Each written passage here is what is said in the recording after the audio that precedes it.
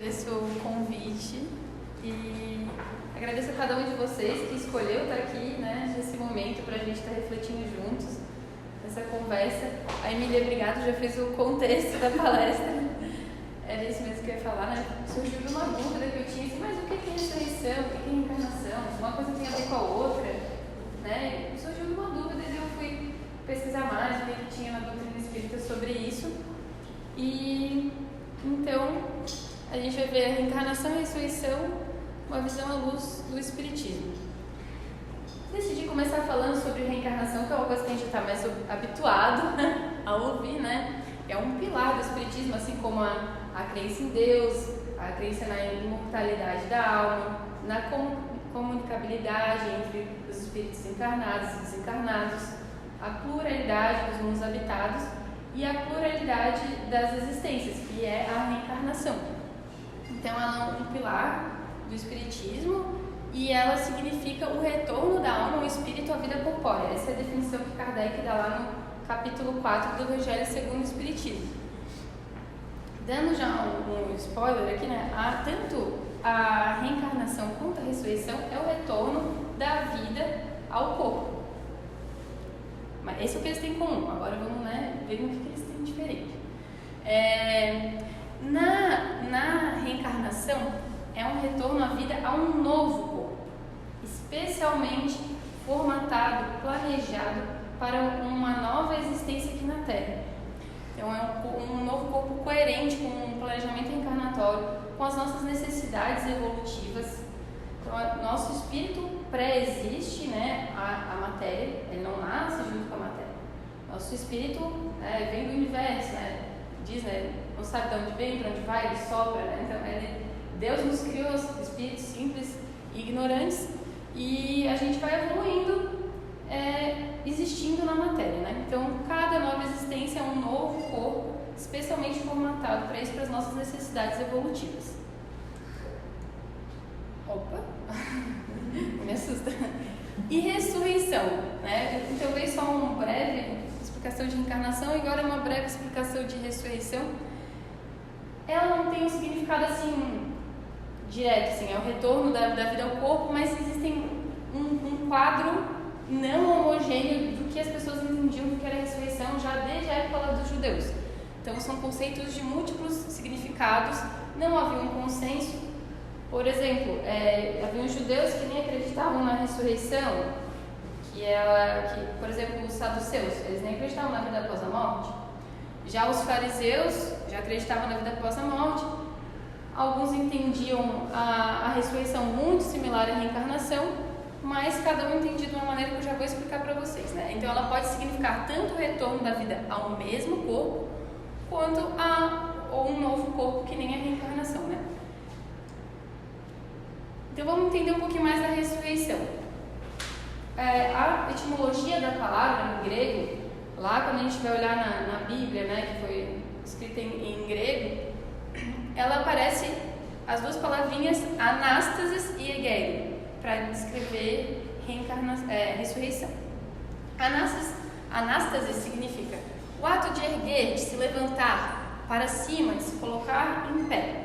E egério bem similar, né? Despertar da posição horizontal, ao levantar, né? Despertar do sono, despertar da obscuridade.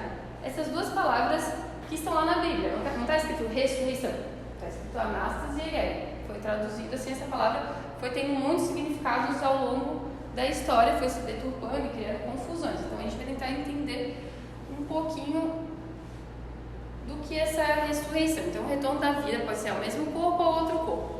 Então vamos ver aqui, em qual corpo a vida retorna. Então são três tópicos, né, que a gente precisa saber sobre a ressurreição. Em qual corpo a vida retorna?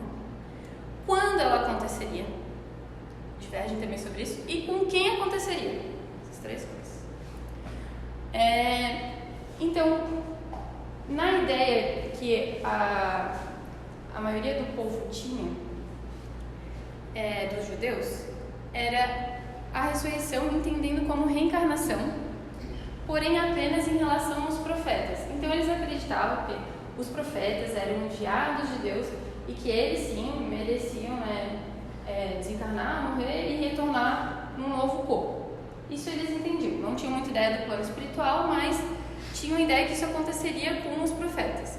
Aí um exemplo disso, né, é uma passagem que tem em Mateus e em Marcos, quando Jesus pergunta aos discípulos, ele está lá sondando: quem dizem, né, as multidões, que eu sou? Quem dizem que eu sou? Aí os discípulos respondem: uns dizem que você é o João Batista, outros Elias, outros Jeremias, ou algum dos profetas. Então por que Jesus faz essa pergunta, né? Ele está querendo sondar, tanto que depois Pedro, né, vai dizer que ele é Cristo, o Filho do Deus vivo, né?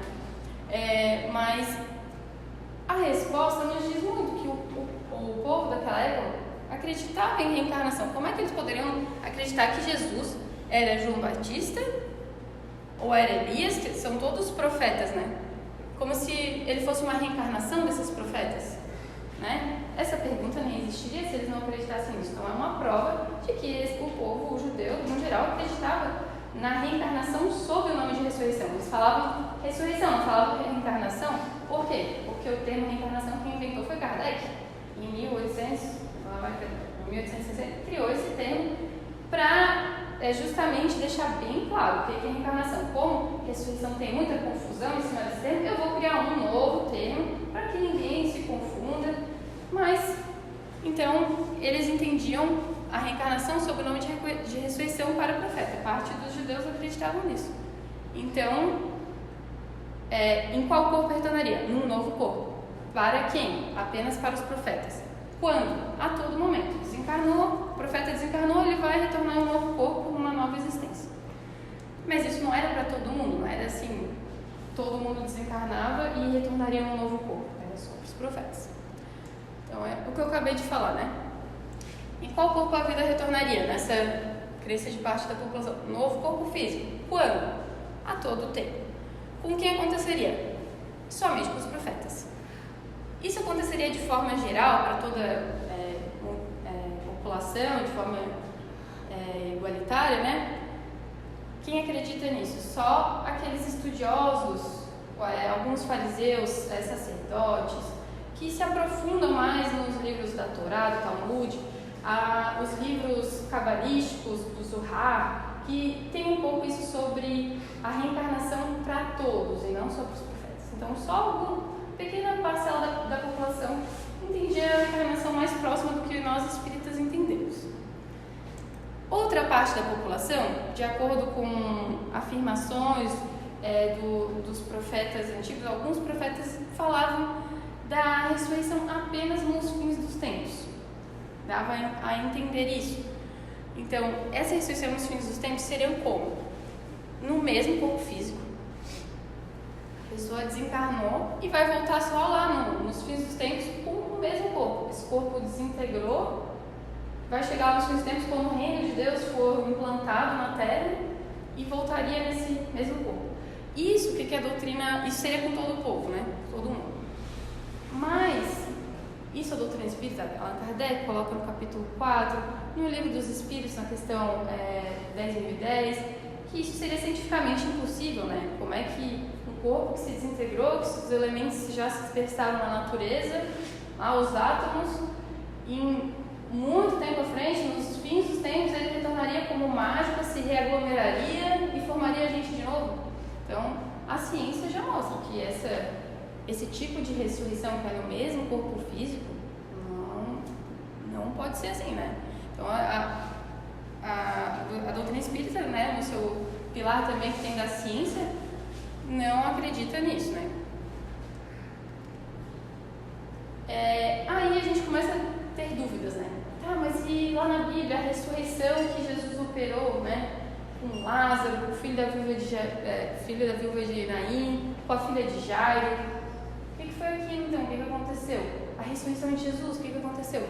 Ainda bem, né, que daí os Espíritos nos explicaram tudo certinho, na Gênesis, no capítulo 15, lá está todas as explicações dos milagres de Jesus, né, explicando o que aconteceu em cada uma dessas situações. Nessas ressurreições de Lázaro, filho da viúva de Naim, filha de Jairo, na verdade, eles não tinham desencarnado para voltar à vida ao corpo. Então, na verdade, nem era ressurreição. Eles não tinham desencarnado. O capítulo 15 vai nos explicar que eles provavelmente estavam no estado de desmaio, de letargia ou catalepsia. Catalepsia é uma doença em que a pessoa ela praticamente se desprende do corpo físico, né? E o corpo chega às extremidades começar a entrar em putrefação, como se a pessoa estivesse morta. Tanto que antigamente muitas pessoas eram enterradas vivas, nem se sabia, né? Muito por essa doença de catalepsia. Então se fala que Lázaro ele estava nesse estado de catalepsia, e quando Jesus chega, na verdade ele até chega depois, né? Já 3 dias que Lázaro estava lá no sepulcro, e a Marta até chega para Jesus: mestre, se tu estivesse aqui, meu irmão não teria. A Marta era irmã do Lázaro, né? Se estivesse aqui, meu irmão não teria morrido. Ele fala: calma, Marta, teu irmão vai ressuscitar. Ah, se eu sei, ele vai ressuscitar nos fins dos tempos. Mas não é, ele vai ressuscitar hoje mesmo, agora. E ele vai lá e ressuscita. Mas como que ele faz isso? Na verdade, então Lázaro não estava desencarnado, estava nesse estágio de catalepsia, e Jesus, com o seu magnetismo, com o seu poder fluídico, com essa força vivificante, com uma vontade forte, reanimou. Quando a gente toma um passo aqui, recebe boas energias, imagina a energia de Jesus, né? Então, lá, ajudando o Lázaro a ter essa energia para o corpo, o espiritual, né? O espírito dele voltar ao corpo físico e acordar. Então, foi isso. Isso aconteceu com Lázaro, a filha da o filho da viúva de Naim também, a filha de Jairo, na passagem que ele fala na Bíblia, Jesus fala até assim: não, calma, ela não morreu, ela só está dormindo. Ou seja, estava nesse estado de desmaio, de letargia, catalepsia. Então é isso, essa é a explicação que a gente tem. Então o perispírito não havia se desligado totalmente do corpo físico. O perispírito é o corpo espiritual, né? Ele não tinha se desligado totalmente do corpo físico, então eles não tinham deixado essa existência. O que se operou então não foi a ressurreição, foi a cura. Jesus trouxe eles de volta, né? Curou aquela doença, assim como tantas outras curas, né? Que a gente viu Jesus operar. E a ressurreição de Jesus, o que aconteceu? Jesus, a gente sabe que ele desencarnou. Primeiro, ele encarnou, nem todos nós. Ele é nosso guia e nosso modelo, né? Ele não poderia não ter reencarnado, sim. Porque tem gente que diz que Jesus era uma aparição a vida toda. Mas isso não faria sentido, né? Se o nosso mestre ele veio aqui para mostrar, para exemplificar tudo que a gente precisa, o caminho que a gente precisa seguir, ele passou por todas as necessidades na carne que a gente passou. Não que ele precisava reencarnar, porque ele veio como missão, né? Para nos ensinar a amar os outros, enfim. Mas Jesus se encarnou na cruz. O corpo dele padeceu. Então, como é que ele voltou? Foi uma ressurreição não do corpo físico, mas sim do corpo espiritual, uma aparição fluídica dele. A gente estuda no Espiritismo que o perispírito ele tem várias propriedades, características que ele consegue se materializar, ele consegue ser tangível. Então Jesus aparecia em forma de espírito, lá depois a ressurreição dele, né, no 3º dia, ele apareceu em forma de espírito e conseguiu tocar, Tomé conseguia tocar nas chagas dele por essa característica da materialização do perispírito, né? E ele parecia, né, estar reencarnado, mas era só o espírito dele mesmo ali. Então foi uma ressurreição fluídica, perispiritual, que era tangível aos sentidos dos homens, né? E essa ressurreição dele, né, mudou a história, né? Nossa história, Jesus veio aqui, mudou tanto a nossa história que é antes e depois de Cristo, né? E essa ressurreição fez todo sentido, né? Finalizou com chave de ouro tudo que ele exemplificou pra gente, né? Mostrou a imortalidade da alma, ele desencarnou, depois voltou, então mostrou a imortalidade da alma, a vitória do espírito sobre a matéria. E Jesus na sua vinda aqui me falou de ressurreição, falando: eu sou a ressurreição e a vida, quem crê em mim, ainda que morra, viverá, e todo aquele que vive e crê em mim jamais morrerá eternamente. Então, aquele que acredita em Jesus, no que ele pregou, não morrerá, porque o que a gente estuda aqui, a vida do Espírito é apenas uma. As existências são variadas. A gente desencarna, encarna várias vezes, mas a vida do Espírito é uma só. Então, ninguém nunca vai morrer. A morte não existe, a morte. Só apenas a morte biológica do corpo físico, mas a morte do Espírito não existe. Graças a Deus é coisa boa. Deus é bom para mim. Deus é bom para todo mundo. Então, aquele que crê em Jesus acredita na vida após a morte, acredita na imortalidade da alma. Ainda que morra, viverá. E todo aquele que vive, não só crê, que vive e crê em mim, jamais morrerá eternamente. Por quê? Aquele que vive o Evangelho, vive essa boa nova de Jesus, ele pratica a lei de Deus e vai evoluindo, até se tornar um espírito perfeito e não precisar mais reencarnar. Viverá, jamais morrerá eternamente, não precisar nem mais reencarnar. Porque a gente estuda aqui na evolução, né, das categorias, dos níveis morais dos espíritos, que a gente nasce espíritos imperfeitos, vamos passar por espíritos bons, depois espíritos puros, perfeitos, que já não necessitam mais da reencarnação para evoluir. Vai ser um outro patamar, um outro nível de experiências evolutivas. Então, sobre isso que eu estava falando. Aqui, né, temos... deixa eu ver por onde que eu vou começar. Vamos começar a gente vivo aqui, né? Vida material. Quando a gente desencarna, uma coisa interessante, o Emmanuel, nos livros dele, Fonte Viva, nos livros, ele fala da ressurreição no sentido da palavra do Anástasis e do Hegel, que é o despertar no plano espiritual. Seria um despertar em outro plano. Então ele trata a ressurreição como esse momento após o desencarne, a ressurreição no plano espiritual. E na vida espiritual, então, quando a gente desencarna, a gente continua como a gente está aqui. Ninguém vira anjo só porque desencarnou, né? A gente sabe disso. Então, se eu ainda continuo vibrando, né, no meu nível evolutivo, né, como espírito imperfeito ou como bom espírito, eu ainda vou necessitar passar pela experiência da carne de novo. Então, eu vou ter que ressurgir também a ressurreição na carne, que a gente chama de reencarnação. Então, as duas são ressurgimentos, né? Um ressurge na vida espiritual, outro ressurge na vida material. Só que essa ressurreição a gente chama de reencarnação, quando a gente ressurge na vida material. E esse é o ciclo. Vamos encarnando, necessitamos de várias existências para a gente aprendendo a desenvolver nossas virtudes, né? Nossas qualidades morais, até que a gente se torne espírito puro, um novo patamar de consciência, de noção do nosso objetivo, por que estamos aqui, por que Deus nos criou, de cooperar com a lei divina, falando da cooperação ali no começo, né, do nosso encontro de hoje, de cooperar com Deus para a obra da criação divina. Espíritos puros não necessitam mais se encarnar. Mas Jesus era um espírito puro e reencarnou. Por quê? Porque ele veio em missão, não que ele necessitava para a evolução dele reencarnar, porque ele, por missão, em ajudar ao próximo, né, entendendo a perfeição da lei divina de amor e fraternidade, ele veio nos ajudar. Assim como muitos outros espíritos puros também reencarnam em missão. Então é isso, ressurreição e reencarnação trabalhando juntas, a favor da nossa evolução. E Emmanuel, além de falar, né, que essa transição, né, seria a ressurreição, ele também fala da ressurreição eterna como quando a gente vira espíritos puros. É o coroamento, né, dessas várias reencarnações. Ele chama de ressurreição eterna, quando a gente se torna espírito puro. Então, falando mais, né, sobre o que a doutrina espírita diz sobre isso, por que então que a gente precisa desses ciclos de reencarnação?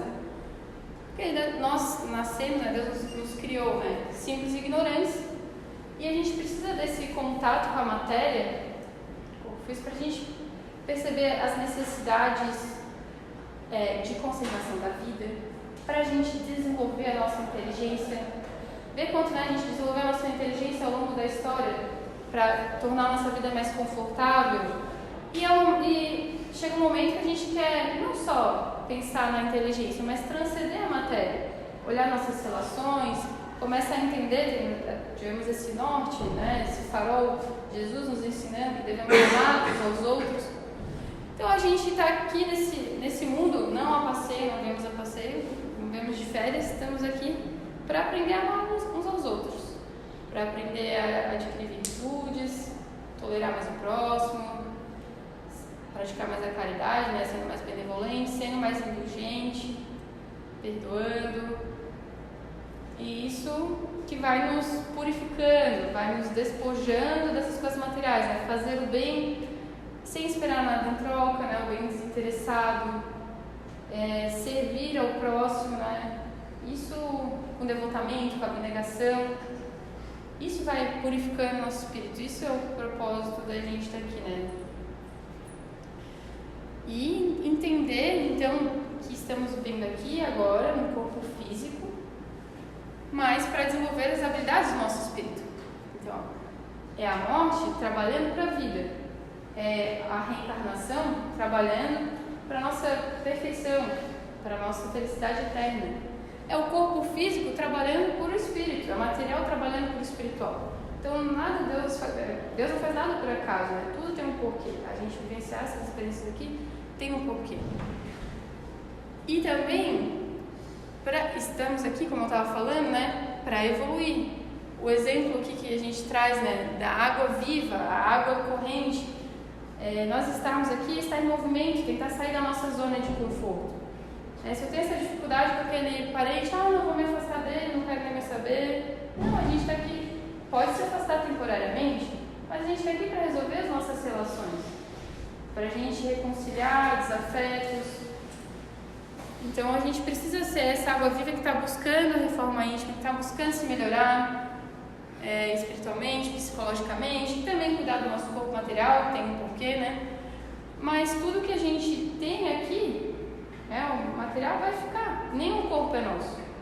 Então a gente tem que lembrar isso, acordar de manhã, tentar lembrar isso, eu sou um espírito imortal, estou aqui por um motivo. Aquelas picuinhas, aquelas briguinhas que a gente tem, elas perdem um pouco o sentido quando a gente lembra, assim. Bom que a gente lembre antes de brigar, né? Mas se lembrar depois também, bem, já ajuda daquele porrazinho para fazer as fases, para baixar o ego, né? Pra gente, eu errei, tudo bem, vamos lá. E também rever as situações difíceis que a gente passa, os momentos difíceis. Tudo vai passar. Vamos ter, resignação, vai ter fé, coragem, que as coisas vão melhorar, acreditar na mensagem de Jesus, né? Verdadeiramente. Então, eu acho que a mensagem, assim, a reencarnação trabalhando junto com a ressurreição nesse sentido figurado, do erguer-se, do despertar, do levantar, o despertar para a nossa vida espiritual, despertar para a gente agir, fazer a caridade, não só o conhecer o Evangelho, não só meditar ele, mas sentir, vivenciar o Evangelho. Isso que vai nos fazer evoluir espiritualmente, adquirir essas virtudes, qualidades morais e lembrar, que as reencarnações é a maior prova que a gente tem do amor, da misericórdia, da justiça divina. Jesus, a lei de Deus é uma lei de amor. Então, Deus não vai condenar o infrator, o pecador, porque ele errou. O que ele faz? Em vez de condenar, de julgar, não, ele vai dar uma nova oportunidade de acertar, de recomeçar. A gente vem na encarnação com o esquecimento passado, graças a Deus, nos ajuda a dar um reset ali, a não se culpar muito, a conseguir ter novos sentimentos. É uma oportunidade única e maravilhosa que a gente tem aqui, por isso que a gente tem que aproveitar, Então, viver aqui, o amor cobra a multidão de pecados, lembrar disso.